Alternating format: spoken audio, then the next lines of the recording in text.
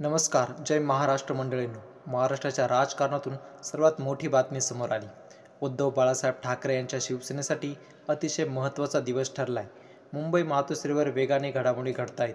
भारतीय जनता पक्षात अनेक मोठे नेते नाराज आहेत, कारण भाजपाकडे सत्ता असताना देखील त्या सत्तेचा उपयोग दुसरेच करून घेत आहेत. नेमकं काय घडलंय हे पाहण्यासाठी व्हिडिओला लाईक करून चॅनल अवश्य सबस्क्राईब करा. भारतीय जनता पक्षाला आता त्यांच्यातल्या जुन्या नेत्यांची गरज नाही, असं चित्र सध्या तरी पाहायला मिळत आहे. कारण भारतीय जनता पक्षातील मोठे दिग्गज नेते आमदार रणजितसिंह मोहिते पाटील यांनी आज उद्धव ठाकरे यांची जवळपास 1.5 तास चर्चा करत भेट घेतलेली आहे. भेटीमागचं कारण गुलदस्त्यातच आहे. या भेटीमागे नेमकं काय दडलंय याकडे संपूर्ण राज्याचं लक्ष लागून राहिलेलं आहे. लवकरच या गोष्टीचा उलगडा होईलही. रणजितसिंह मोहिते पाटील यांनी राम सातपुते यांचा पराभव करत आपला विजय नक्कीच राखला होता. राम सातपुते हे फडणवीस यांच्या जवळचे आहेत. त्याचबरोबर या ठिकाणी पक्षविरोधी कारवाई होणार असल्याचं बोललं जाते.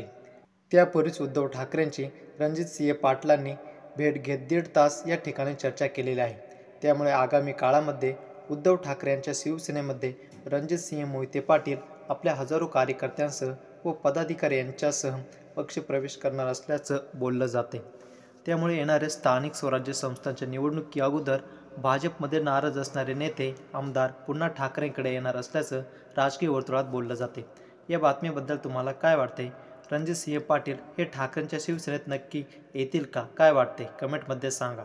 हा व्हिडिओ आवडल्यास जास्तीत जास्त शेअर करून लाईक करा आणि सोबतच आमचं विश मराठी यूट्यूब चॅनल अजूनही तुम्ही जर सबस्क्राईब केलं नसेल तर नक्की सबस्क्राईब करा. जय महाराष्ट्र.